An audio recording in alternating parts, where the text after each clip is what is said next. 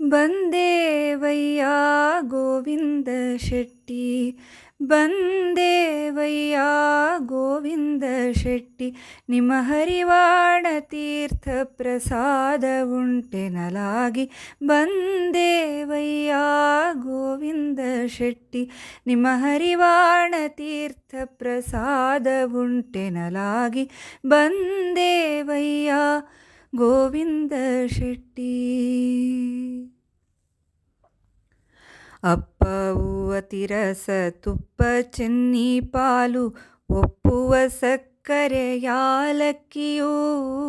ಅಪ್ಪವು ಅತಿರಸ ತುಪ್ಪ ಚೆನ್ನಿ ಪಾಲು ಒಪ್ಪುವ ಸಕ್ಕರೆ ಯಾಲಕ್ಕಿಯೂ.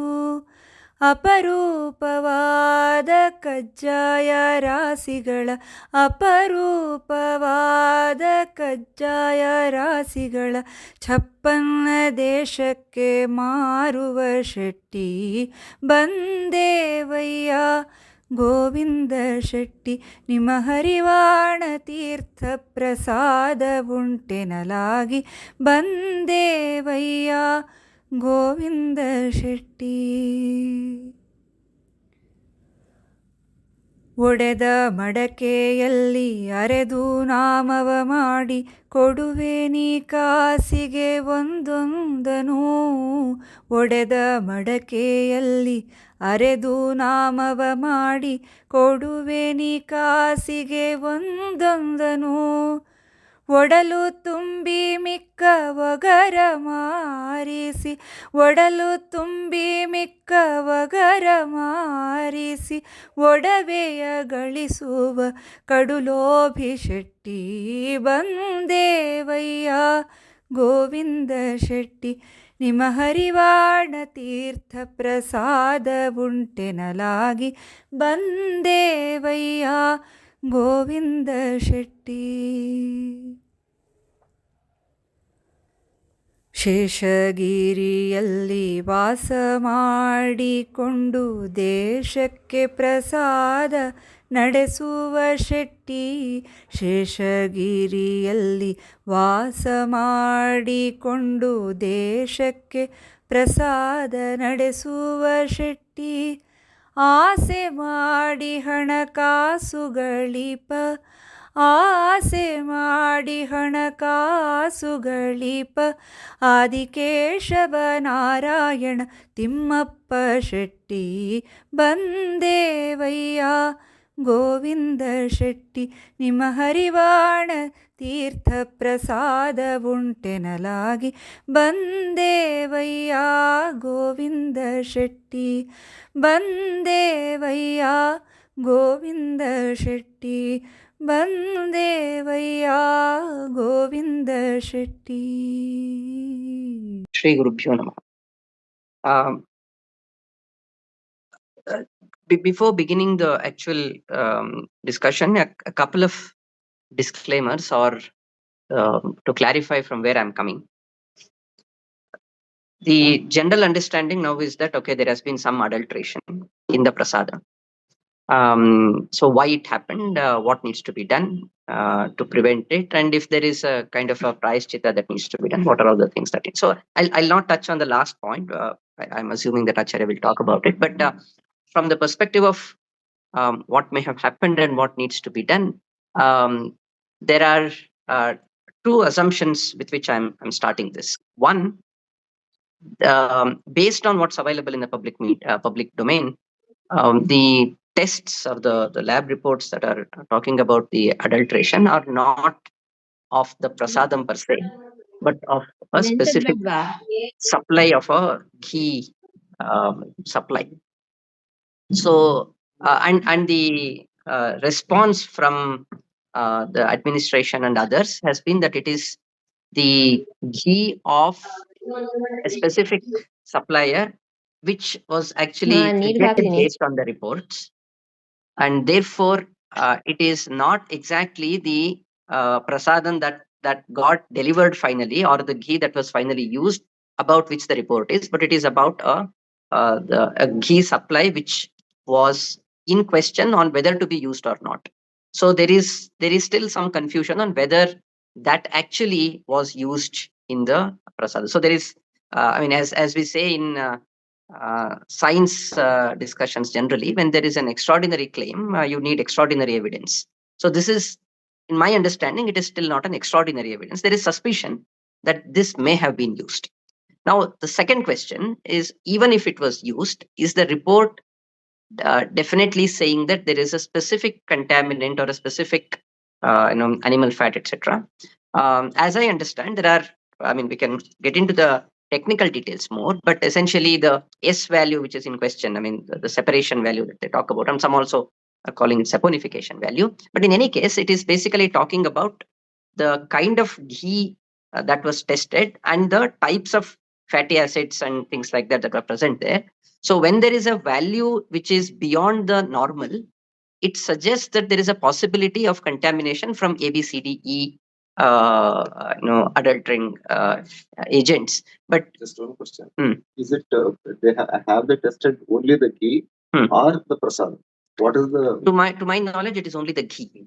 And the understanding is that it is actually the ghee of the rejected supply. I mean, so it wasn't finally used, is what the claims are. I mean, since the story is evolving, we will probably get to know more details as things are clearer. But as things stand, based on what's available in the public domain, it is a testing of the ghee, and some 4 or 5 tankers samples were used, and those that gave this kind of a result were rejected, is what the administration is saying, and in the actual making of the prasad. So for the first question is whether there was actual adulteration, because the reports are I mean, the reports do say that it is not pure, but what was the actual contaminant is an inconclusive thing.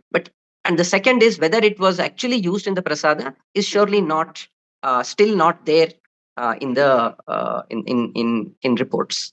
So, but having said that, I mean, this is mostly to console ourselves that there isn't a very strong conclusive evidence that there was some great contamination that actually happened.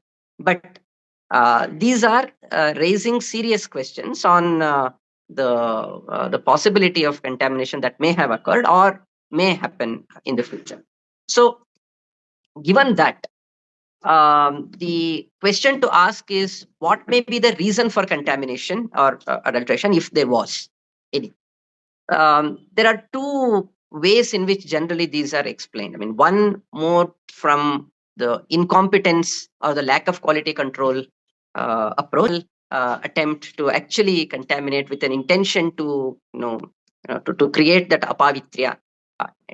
Again, as I started, I mean, I guess that second one is a little bit of an extraordinary claim and requires even stronger cause-effect relationship to be put in place to actually establish that. So by default, it is safer to assume that it is more of a lack of quality control measures and lack of standard operating procedures, or more of an economic incentive that may have been in place. So therefore, the I guess the when we talk about the remedies or the ways in which we can address that, we should probably put it in the cost benefit kind of a mechanism, rather than, I mean, if there was an intentional adulteration, it's very difficult to actually even control or ensure that it doesn't happen. So I'm not going into that. I'm assuming that it was probably due to a lack of quality control or an adulteration because of an economic gain. So that leads us to think of a paradigm that can be helpful in ensuring that we don't get into this trap of profit maximization that is at place. So one of the ways in which we can probably think somebody is supplying it to make more profit, in which case we probably need to define some metrics that will shift the focus of the supplier from making economic benefits to some other kinds of benefits. So what I mean by that is, when you are calling for tender, so there is whoever is the lowest bidder will get it, and the logic for them is, okay, however I produce it, if I can ensure that it is the lowest amount that I'm bidding, and then I'll get it. And you can have some quality control measures there, but even then, the paradigm is the same. It is coming from a business perspective rather than from the bhakti or the dharma perspective. So one way to look at it is, can we change the metric from profit maximization to dharma maximization? For lack of better word, I'm using that.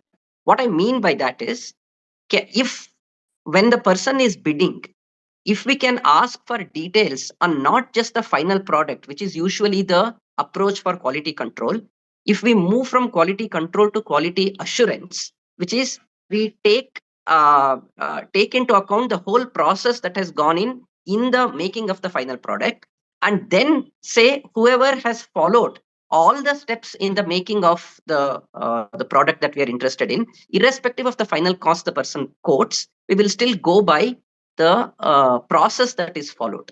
So then, I mean, this is a standard debate in the Ayurveda versus biomedicine kind of a discussion, where when you have a final pharmaceutical product, the usual approach in the modern medical understanding is whether this product is providing the results that we are intended to get, and whether that has the chemical properties that we were intending to produce as the ingredient of the final product.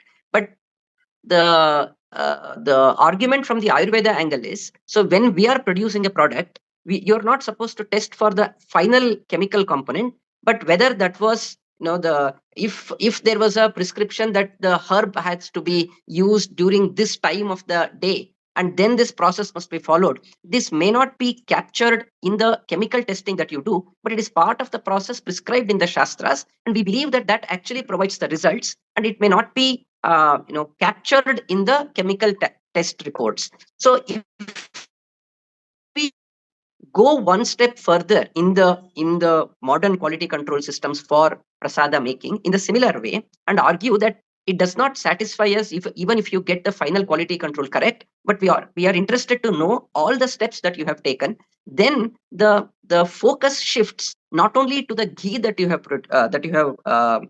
supplied us, but also the cows from where you produce this, and the process in which you actually produce the ghee, and then the materials used to feed the cows. So all of this supply chain is part of the actual breeding process. So then is an even more often to details, and this kind of an adulterating approach where all these finer details are not in the discussion, but only the final product, even if the quality is taken into consideration, and the cost of that, only those two parameters are not the primary points, then we can get into this quality assurance mechanism. So that is one thing that we may need to probably think of, so that the actual purpose of the prasada distribution and the temple administration will also be taken care of, so that it is not just one product but the whole system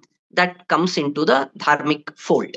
So that is one approach or the possibility that we may need to think about. The second, it raises more fundamental questions on our, I think, as Acharya has pointed out, it is not just about the laddu per se, but our own lifestyles and what we are doing in the modern life is also a part of this assumption that anything that is coming in the modern world passing some quality control tests is okay for us, as long as the final product is fine. But we have to change this even in our own regular consumptions, and look for the I would say that this has provided us a great opportunity to relook at our own lifestyles, so that we are not going by the modern trend of, okay, some technology has given a new solution, therefore we'll just use that. Rather than that, if we can take a pause and go back to the actual process in which these are produced,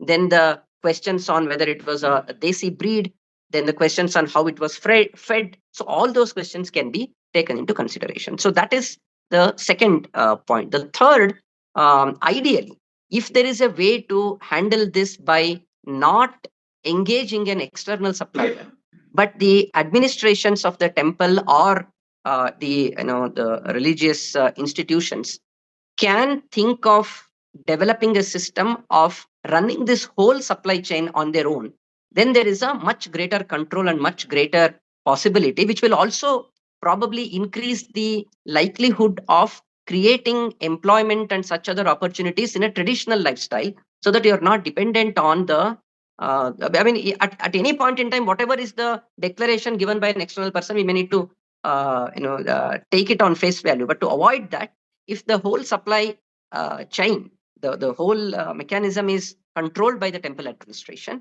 then there is a much higher likelihood of ensuring some safety and pavitrya. Is the third question. The fourth and the final point that I wanted to make is this is probably providing us with an opportunity to relook at all of our the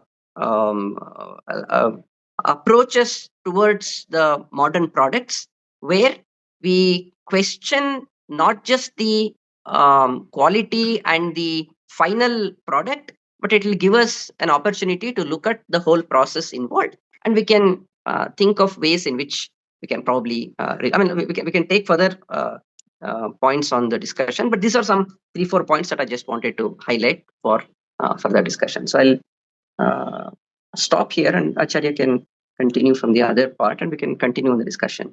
May I add a yeah, please. About the Shastric Pariharas as available in the Shastras.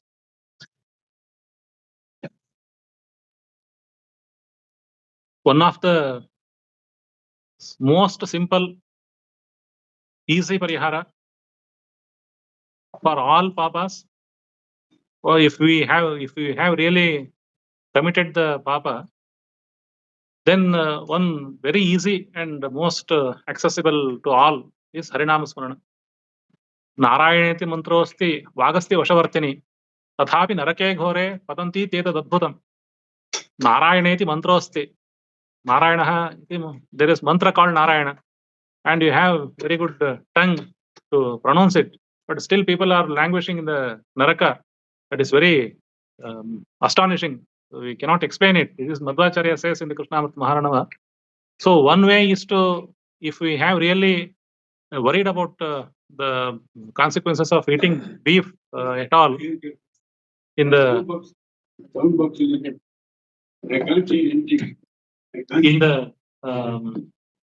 really, if we are worried about the eating beef here, then Harinam Smarana is very best option for all. It is available. It can be performed all the times whenever you are awakened. Just you can do it. And there is one more parihara given by Acharya. I will come to the all questions again. That one more is suggested by Sri Admar Swamiji, that is Ekadashi Upavasa. Nedrusham Pavanam Kinchit Naranam Bhuvi Vidyate Yadrusham Padmanabhasya Dinam Pataka Hanidam. Padmanabhasya Dinam Pataka Hanidam. The day of Vishnu is capable of cleansing all our papas. Tavat Papani Dehesmin Tishtanti Manuchadhipa Yavanno Uposhe Chantuhu Padmanabhadinam Shubham.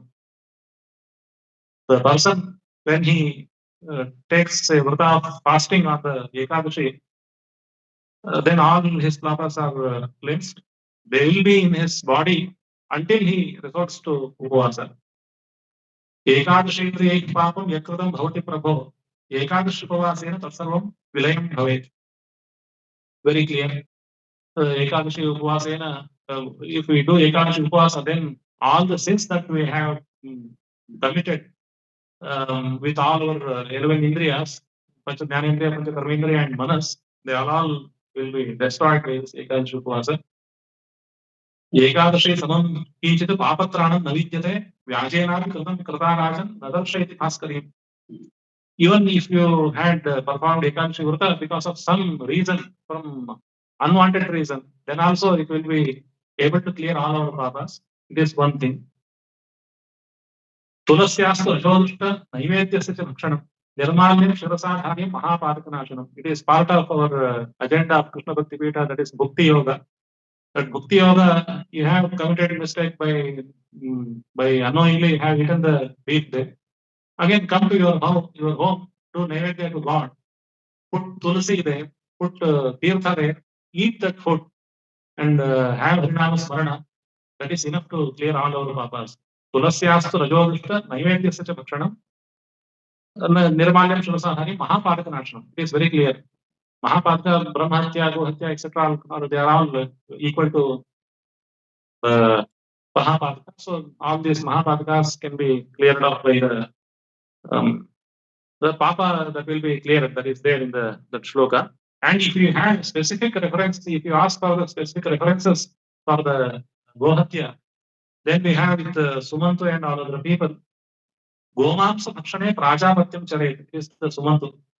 Such a Jnanatah. If you have committed, if you have eaten the Gomamsa unknowingly, then you should have a Prajapatya. Full Prajapatya is 12 days Upavasa. Half Prajapatya is again 6 days Upavasa. If you are not able to do full Upavasa or half Upavasa, then you can resort for the Padakraksha. That is also available. For 3 days you can have Upavasa, then you will be clear. That is very specific reference. Whereas Madhvacharya's references are not specific to the Gomamsa Bhakshana, but still that can be clear. And if it is for the Ajnana Bhakshana, unknowingly you have written that for that Prajapati is there. But if you eat it knowingly, then Jnanatah tat Bhakshane Chandrayanam Yatha Shatatapa. If you eat beef knowingly, then you have to again and again, if you eat the beef again and again, knowingly, but if you have repentance, then you should do the Chandrayana Vrata. The Chandrayana Vrata will clear all the papa. Agamya Gamane Chaiva, Madhya Gomamsa Bhakshane, Suddhi Chandrayanam Kuryana. Nadim Dattva Samudraga.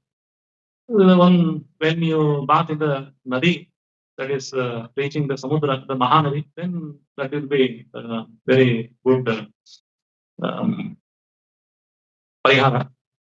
But still, many people, they are worried that our Brahmana has gone now already by eating the Tirupati Laddu. Even if we assume that we have assumed eaten the beef smeared Laddu, Vishnu Natu Dvijatinam Tatra Punarupanayana Muktam.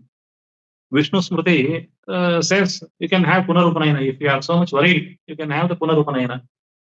Vidvaraha Grasa Kukuta Nara Gomamsa Bhakshane Sarveshvayo Dvijatinam Prayashchittante Bhoya Samskara.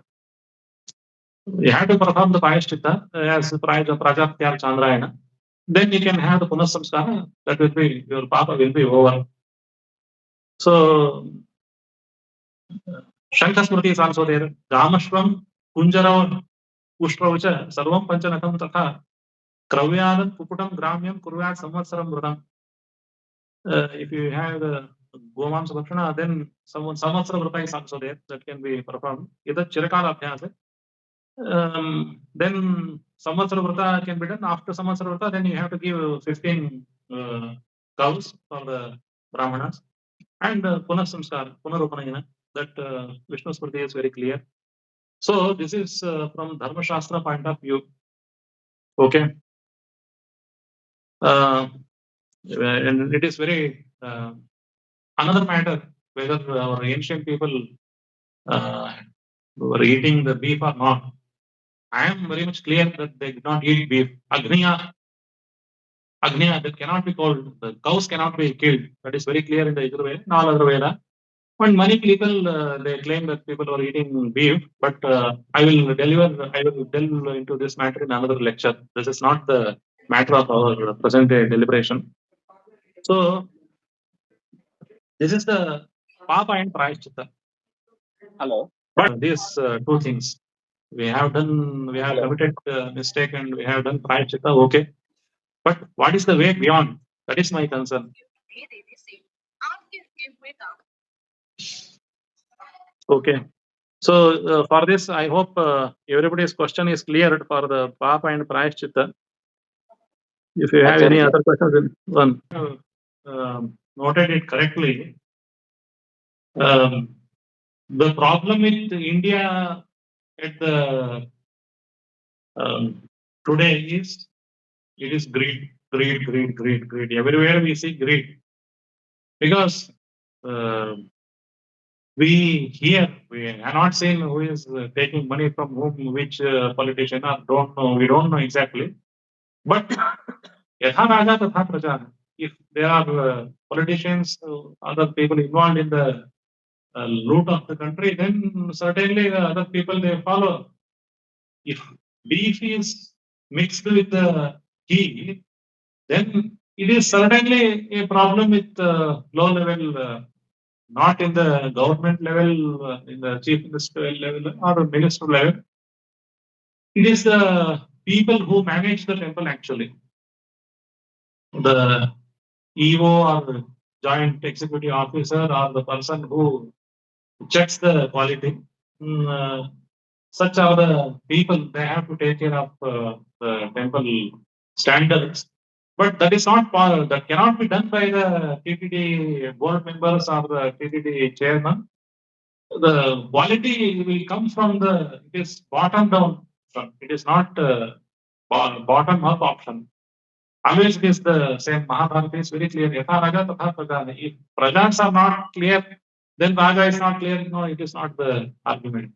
So when all these people they work in the government style, that is the problem.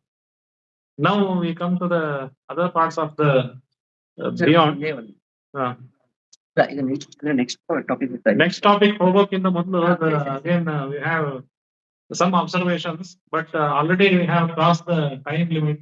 We have who is Radha? We are eagerly waiting for Radha to come here, but before that, We want to listen from Krishna. yes. That is very interesting. Krishna is calling Radha now. And there is another Radha. That's another Radha is there. I have a small question.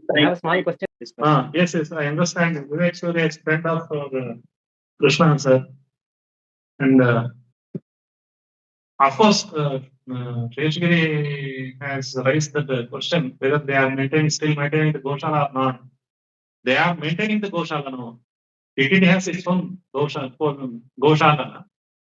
Because our Indrashwara Samadhi now is located inside the Goshala. Every time we have to go there from Goshala itself, we have to go there. I have seen it. Hundreds of cows are there, but not thousands of cows. It may these cows, but most of the cows are gear varieties, not the Punganur. But it is said that God's Abhisheka is done with Punganur cow milk itself. They must be maintaining the Punganur cows also there. So now for beyond Laddu, we should. I will make few observations. The temple should adhere to the Shastras and Sampradayas strictly. Preparation and distribution of prasada should be maintained as per agmas. The Tirupati's prasada is very much auspicious. Everybody should take it. Nobody should deny it. Nobody should reject it. There is a story, not only story. Our Indresh Rasa, Acharya Pandurangi was a great dasa. He was in Tirupati. God ordered himself to come there and serve him. So he was there in Tirupati for around 30 years and he was maintaining the Dharmashala there. And he used to take the prasada from the temple directly. But with all the strict madi of Deshastha Brahmanas, he used to take the same prasada delivered by temple people, temple priests or other servants of temple. They used to deliver it to the Padmavati Chhatra that was behind the temple. And they used to take the prasada in their bhojana time. And bhojana was performed with utmost madi as we do it, but still they were using it. And one day it happened that one of our Pandurangi family members was struck with Kushtaroga, Sveta Kushta. And how to cure it, to be cured from the Kushtaroga, he was very much worried, and Venkateshwara had come to in his dreams and ordered him to eat his prasada, and smear all the prasada to his body parts where Kushtaroga is there. So it was the parihara. So God's prasada has that much of capacity. because it is offered to Venkateswara Swami himself. That's why it is Bhakti Yoga that will prepare us to have more Bhakti in God. That's why it is very important to distribute prasada. That I will come to the point again. So, whatever the food is prepared in the temple and whatever the food is served as the prasada of God should be properly offered, properly, there should be done naivedya to God. Of course, there will be 1 lakh person, 1 lakh people who have their lunch in the Tirupati Annaprasadam. But of course, they can have a murti in the Annaprasada mandapa itself and offer it to the God. Without offering it to God and distributing it to the people, is a it will not become prasada. Of course, people may think that it is the prasada of Krishna, the prasada of Venkateswara Swami. They may offer by themselves, but there should be proper mechanism to offer the prasada. That is the proper way. And all it is same for all laddus. Now, few laddus are offered to God inside, and a few cauldrons of puliyogara is offered to Venkateshwara in the morning time and in the evening time. But not all the food is offered to God. But TDD should make it compulsory that all the food is offered to God wherever it is prepared. Of course, it is not possible to take away all the food to inside temple and take away all the food from the temple again, because it is huge quantity. But as we see in the Udupi, there will be one Palla Puja. When the big Pariyaya happens, a big amount of Anna is prepared. So that amount of Anna cannot be taken inside the Garbhagriha. But Swamiji himself, he will come to the Pakashala and the whole Anna is prepared there and it is put in a big ತೆಂಗಿನಗರಿ ಒಂದು ಆವರಣದಲ್ಲಿ ಹಾಕಿರ್ತಾರೆ. Then they offer naivedya there. Then only it is distributed to the people. First day of Pariyaya. First day of Pariyaya. Whenever such big occasions happen, they have it mechanism. Palla Puja is called. In the same manner, we have to do the same thing in Tirupati also. So, what about ghee in the house? Is it arrival? Of course, then I will come to ghee. So all the laddus and annaprasad should be offered to God. And this is, you see, you will be astonished that even hotels, some hotels have such a sampradaya. When food is prepared in the morning, that food is offered to God. In the hotel itself, it is hotel. It is commercial hotel, but still the food is offered to God before they serve to the first person who comes to eat there. Such things happen even in the Uttarakhand. I have seen the videos where Bhog Lagao or Baad mein, then we will serve to the people. Such thing is there. So such things should be followed in all the chhatras and all the hotels also in Tirumala.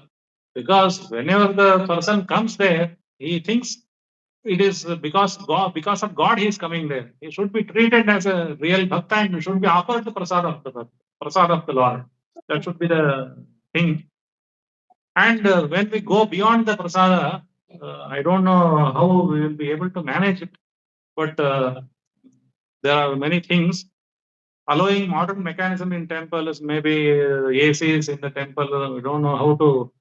AC is there because they want to make it Lord. The bhaktas who enter the temple should be, they are provided some kind of cool air inside the temple. I don't know how whether it is allowed in the Agama Shastra or not.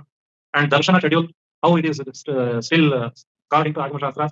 And we have VIP Darshana. VIP Darshana is not allowed according to Venkateshwara because we have a story that Chola Raja was offering golden tulsi to God. But God used to have only the Ardhan tulsi offered to a Kumbhakara. Such a story we have. So whether we follow the VIP Darshan, something like that, I don't know.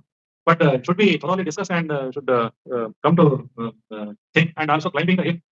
Everybody knows that Vajrayana Tirtha has climbed the whole Tirupati temple with his knees, not by his foot, because the whole Tirumala temple was Shaligrama Shila for him. He was, the whole Tirumala temple was looking for him as it seemed to be Shaligrama Shila. So, and again, if they can maintain 50,000 cows, there is no problem. but not. I don't think even 50,000 cows will be enough to give enough butter or ghee to all the persons. And there should not be a concern of whether they are selling the laddus in loss or not, because it is the responsibility of temple to serve laddus, serve prasada. Whether they are serving it loss or in subsidy rate, that should not come to fore at all. So I will come to the other question soon.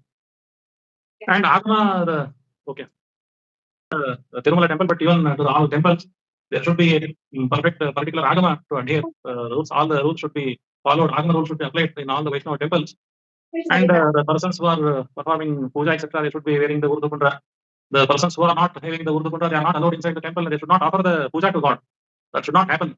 But that happened in our country. That is not acceptable. The Urdu Kundra is not for the people. And Agama dress code should be there, and Agama dress code should be followed. Even Nandini butter, that is directly taken from that is prepared from the ghee. That is Nandini ghee is prepared from the butter. But how butter is taken from the milk? That is pasteurized. Not only pasteurized milk, they directly take away cream from the milk when it is still milk. Actually, it should be turned into curd, and then it should be turned into then only some impurities will go. Otherwise, impurities will remain there. Impurities means when it is heated again and again, when it becomes so little bit so, then only the curd should be skimmed and enough. Then only we will get the butter. That is good for health. We don't know what will happen with the Nandini ghee. Of course, it is not. They claim it is pure cow ghee, but not only cows. Maybe some buffaloes are also used, but mostly it is the milk of the Jersey cows. That is the problem. Because our Deshi cows, they don't give enough milk. That is the problem. That should not happen. So even if prasad costs more, people are not worried. People are here, have enough money. They have. See, if one person travels to Tirupati from Bengaluru, he will take a car. The one car, if you have a taxi to Tirumala, it will cost around 10,000 rupees per day. If a person is able to spend 10,000 rupees, then he should not be worried about 1,000 rupees for a laddu. Of course, there are many people, poor people, they also go there. They should be distributed prasada without fee. They should not worry about all these things. And it is our responsibility that we should not resort to the new foods immediately. Like we have started eating chili, aloo, and all other kaju, etc. I don't know whether these are time tested in Indian Ayurveda, because these are all not Indian foods. Indian, Indian native to the Indian soil. So chili has come from South America, and aloo is also from. It might have traveled from Iran and all over way. We should take care of all these things, and all the new genetically modified food also we should take care. So my total concern is not only the Tirumala temple, but our lifestyle. How should we maintain our lifestyle without adapting to the new? Why we are not eating the old pepper? So all these things they come to my mind. So we should have some more discussion on these things, and but there are many more questions, and I don't think questions will be over anytime. Fine. I think the last point you mentioned, Acharya, is probably the core of the problem. It is not it is not the point of Tirupati per se, but it is the larger lifestyle. And therefore, I think what Krishna was asking about how pure the ghee that we are using.